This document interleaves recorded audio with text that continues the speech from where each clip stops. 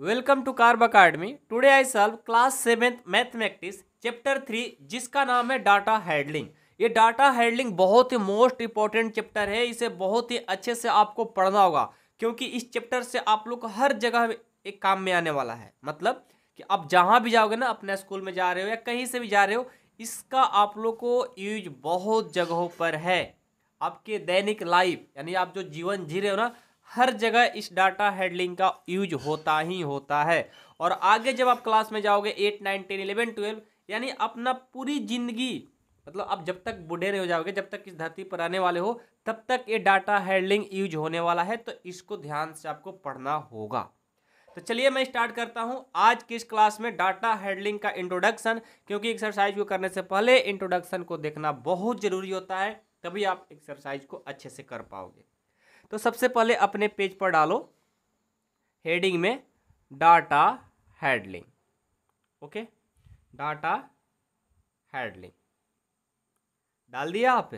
चलो साथ में ये सब काम कर लो, ठीक है। अब चलिए डाटा हैंडलिंग जब जाएंगे ना, तो इसमें एक मार्क्स गिवन रहता है, एक टैली मार्क की यूज होता है और एक फ्रीक्वेंसी का यूज होता है। तो ये तीन चीज आपको पहले जानना होगा। तो मैं आपको पहले ना मार्क्स और टैली मार्क्स लिखना सिखाता हूँ। ये बहुत इंपॉर्टेंट है, बहुत ही आसान भी है। ऐसा नहीं कि बहुत कठिन है, डाटा हैंडलिंग बहुत आसान होता है, लेकिन यूज इसका हर जगह होता है। तो आइए सबसे पहले मैं कोई मार्क्स गिवन रहेगा, कोई मार्क्स गिवन रहेगा तो उसका टैली मार्क्स कैसे लिखोगे, टैली मार्क्स कैसे लिखोगे, ठीक है। तो देखो, यदि मार्क्स 1 हो तो उसका टैली मार्क्स 1 ही होगा। यदि मार्क्स 2 हो तो इसका टैली मार्क्स ऐसे 2 लाइन खींच देंगे, ये टैली मार्क्स है किसका, 2 का। यदि 3 मार्क्स है तो इसका टैली मार्क्स 3 लाइन खींच देंगे।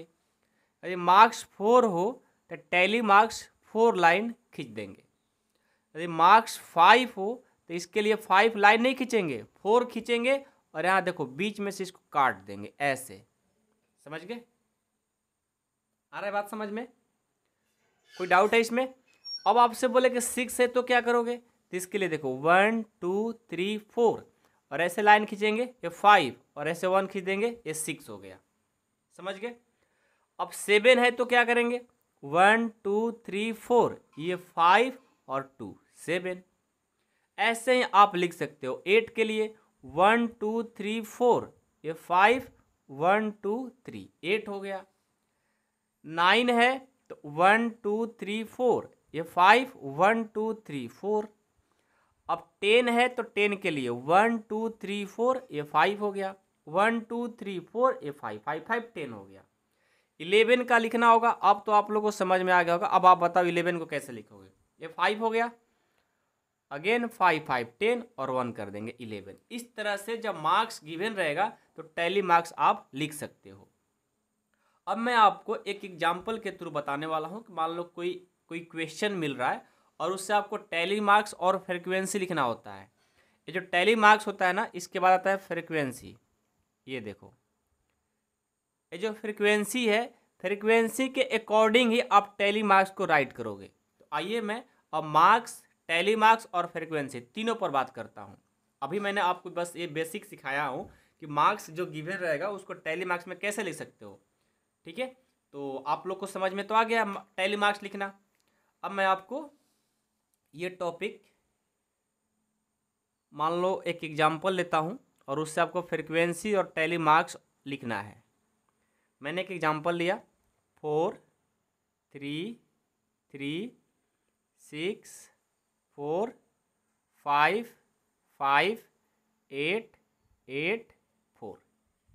अब ऐसे आपको क्वेश्चन मिलते हैं और क्वेश्चन मिलने के बाद आपसे बोला जाता है कि पहले मार्क्स लिखो, उसके बाद टैली मार्क्स लिखो और उसके बाद फ्रीक्वेंसी लिखो। ये 3 चीज़ आप लोग को लिखने को कहा जाएगा कोई क्वेश्चन देने के बाद। तो इसको लिखने का तरीका होता है, सबसे पहले देखो ये मार्क्स है, तो मार्क्स में देखो कैसे लिखेंगे। सबसे पहले छोटा वाला लिखते हैं। तो इसमें देखो तो 4 3 3 6 5 है, 8 है ना, तो सबसे छोटा 3 है, तो मैंने 3 लिख दिया। उसके बाद उससे छोटा क्या है 4, इससे बड़ा क्या है 4 ना, 4 है तो 4 मैंने राइट कर दिया। उसके बाद क्या है 5 तो 5, उसके बाद 6 है तो 6, 7 है नहीं है, इसके बाद 8 है। मार्क्स तो मैंने लिख दिया, जो जो गिवन है उसको मैंने राइट कर दिया। अब उसके बाद टैली मार्क्स नहीं लिखेंगे, पहले फ्रीक्वेंसी लिखेंगे, मार्क्स लिखने के बाद फ्रीक्वेंसी। अब मार्क्स 3 है, 3 कितने बार है 1 2 और है नहीं है, इसको मैंने 2 लिख दिया।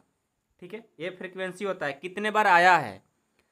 अब देखो 4, 4 कितने बार 1 2 3 बार आया है 4 तो 3 हो गया। अब 5 कितने बार 1 2 2 टाइम्स तो 2 हो गया। 6 कितने टाइम्स 1 टाइम्स तो ये 1 हो गया। 8 कितने टाइम्स 2 टाइम्स तो 2 हो गया। ठीक है, अब देखो मार्क्स मैंने राइट किया, फ्रीक्वेंसी भी राइट कर लिया। फ्रीक्वेंसी कैसे राइट किया, तो जो जितने बार आया है उसको लिखना होता है। अब जब फ्रीक्वेंसी लिख लिया आपने, तो अब टैली मार्क्स लिख लीजिए, इसके अकॉर्डिंग लिखेंगे। ये देखो फ्रीक्वेंसी 2 है तो टैली मार्क्स ऐसे 2 लिखेंगे। फ्रीक्वेंसी 3 है तो टैली मार्क्स ये ऐसे लिखेंगे। 2 है तो 2, 1 तो 1 लिखेंगे, 2 को 2 लिखेंगे, हो गया टैली मार्क्स। तो बस आपको ये बताना चाह रहे थे, क्योंकि आप लोग पहले ही टैली मार्क्स आपको पढ़ा दिया था, तो आपको ये समझना था यहाँ टॉपिक में कि जब भी कोई क्वेश्चन मिले मार्क्स, टैली मार्क्स और फ्रीक्वेंसी लिखना हो, तो सबसे पहले मार्क्स लिखेंगे, उसके बाद फ्रीक्वेंसी। फ्रीक्वेंसी लिखने का मतलब होता है कि वो जो हमारा डिजिट है वो कितने टाइम्स आया है। 3 हमारा 2 टाइम्स आया था, 2 टाइम, हमारा 4 3 टाइम्स तो 3 टाइम्स, ये बात लिख लेंगे। और जब ये फ्रीक्वेंसी हो गया तो उसके अकॉर्डिंग टैली मार्क्स लिख लेंगे, जो कि आप लोगों को आसान तरीका से अब आ गया होगा। कोई डाउट है किसी को भी? किसी को डाउट नहीं है? चलिए अब मेन टॉपिक स्टार्ट होता है डाटा हैंडलिंग का, जो कि आपको बहुत ही अच्छे तरीके से पढ़ना होगा और समझना होगा। हेडिंग में लिखिए रेंज, मीन, मीडियन और मोड। ये बहुत ही मोस्ट इंपॉर्टेंट टॉपिक है। ओके, लिखिए रेंज, इससे क्वेश्चन आपको हमेशा आएगा। रेंज, मीन, मीडियन और मोड। ये देखो 4 टॉपिक है, इन चारों टॉपिक को बहुत ही अच्छे से आपको समझना होगा। ठीक है, तो मैं इन चारों टॉपिक को समझाने के लिए एक एग्जाम्पल लेता हूँ और इस एग्जाम्पल से सारे क्वेश्चन कराऊंगा, फार्मूला भी लिखवाऊंगा और प्रैक्टिस भी करा दूंगा। यहाँ पर देखो मैंने एक एग्जाम्पल लिया है 2 6 5 8 7, ये क्वेश्चन है। इस क्वेश्चन से रेंज निकालना सिखाएंगे, मीन भी सिखाएंगे, मीडियन भी सिखाएंगे और मोड भी सिखाएंगे। तो सबसे पहले फर्स्ट नंबर पर रेंज है। तो मान लो कि आपको रेंज निकालना है। क्या निकालना है? रेंज। तो सबसे पहले हम रेंज का फार्मूला समझेंगे कि रेंज का फार्मूला होता क्या है। तो देखो रेंज का फार्मूला बहुत ही आसान है, highest minus lowest, highest minus lowest. देखो हाईएस्ट माइनस लोएस्ट किसका फार्मूला होता है? रेंज का। तो हाईएस्ट इसमें देखो, पहले इसमें देखेंगे कि हाईएस्ट इसका क्या है। तो हाईएस्ट ना इसमें देखो 7 है, नहीं 8 है तो मैं 8 लिख दिया। लोएस्ट क्या है? 2, तो मैंने 2 लिख दिया। तो यानी हमारा जो रेंज आया, यहाँ पर रेंज इक्वल टू लिख लेंगे, जो रेंज आया वो क्या आया है?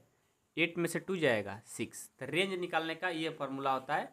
कोई भी डाटा गिवन हो, उस डाटा का पहले देखेंगे कि हाईएस्ट वैल्यू क्या है और उसमें से लोएस्ट वैल्यू को माइनस कर देंगे, जो रिजल्ट आएगा वही रेंज कहलाता है। समझ में आ गया? तो रेंज का फॉर्मूला याद कर लो, हाईएस्ट माइनस लोएस्ट, याद रहेगा। चलिए अब इसका सेकेंड, रेंज के बाद है mean.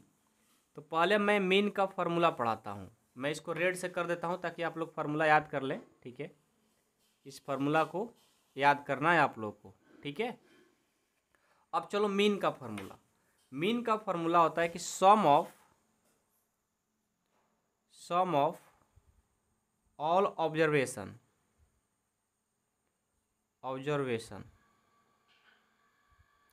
Divided by number of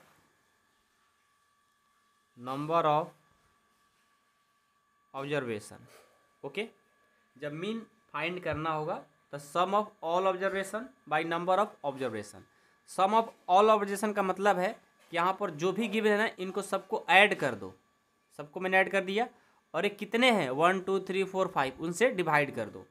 आइए मैं इस क्वेश्चन को बनाता हूँ। तो सबसे पहले मीन इक्वल टू क्या बोला है, सम ऑफ ऑल ऑब्जर्वेशन। सम मतलब ऐड होता है, तो इनको सबको ऐड कर दो। 2 + 6 और क्या है +5 + 8 और +7 divided by number of observation. Number of observation कितना है 1 2 3 4 5, तो ये हो गया 5। ठीक है, अब इनको सॉल्व करो। मीन इक्वल टू ऐड करो तो 2 और 6 8 हो गया, 8 और 5 हो जाएगा 13। ठीक है, 13 और 7 20 और 8 ये हो जाएगा 28 हो जाएगा डिवाइडेड बाई 5। इतना हो गया, इतना ही होगा ना, हाँ इतना ही होगा। ठीक है, तो 28/5 हमारा मीन हो गया। आप इसको चाहो तो डिवाइड भी कर सकते हो, और नहीं करना चाहते हो तो इतना भी आंसर गलत नहीं है। तो ये मीन निकालने का फॉर्मूला हो गया कि sum of all observation by number of observation.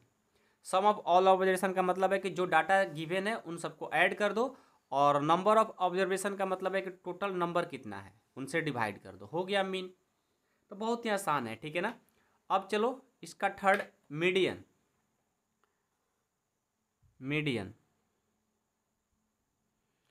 Median देखो निकालने का जो फॉर्मूला होता है, मीडियन का मतलब है कि मिडिल वैल्यू।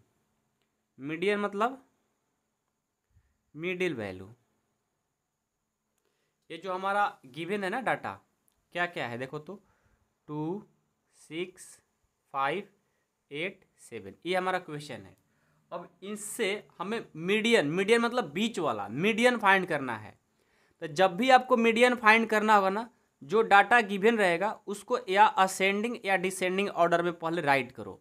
ठीक है, आपको जो डाटा गिवन है और मीडियन फाइंड करना है, तो पहले इस डाटा को असेंडिंग या डिसेंडिंग में लिखो।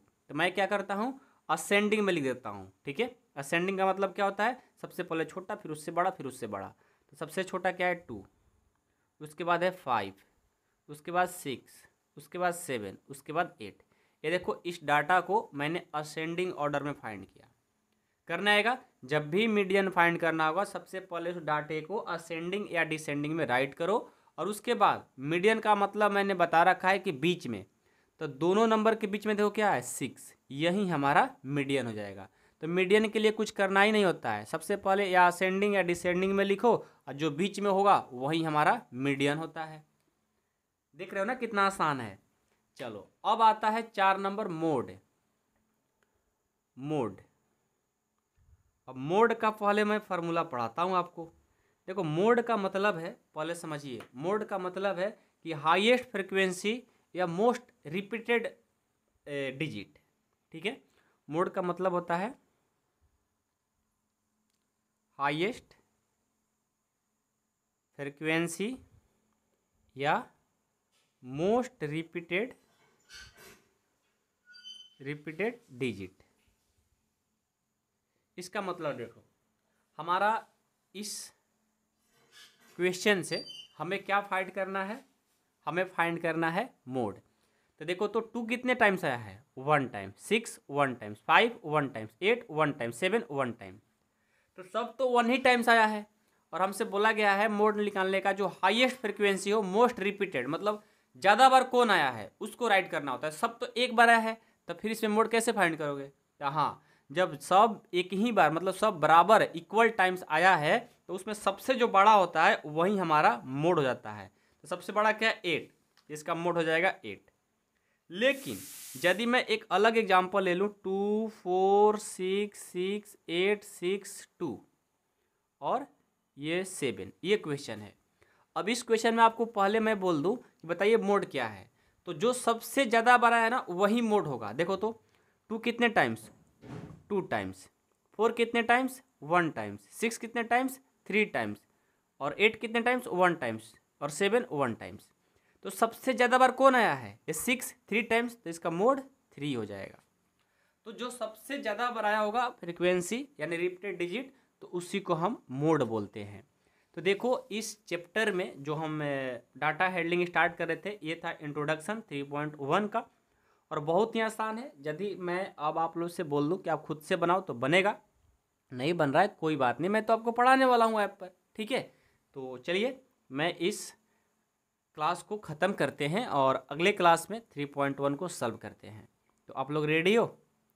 चलिए मिलता हूँ नेक्स्ट क्लास में। और जो भी हमारे स्टूडेंट हैं, ठीक है ना, वो यदि पढ़ना चाहते हैं ऐप के थ्रू, ठीक है, पूरा कंप्लीट कोर्स मात्र 499 रुपीज़ 1 ईयर का फ़ी है। और इस ऐप को डाउनलोड करके कार्व अकाडमी वहाँ से आप ज्वाइन कर सकते हो। ये पूरा 1 ईयर का 499 रुपीज़ है।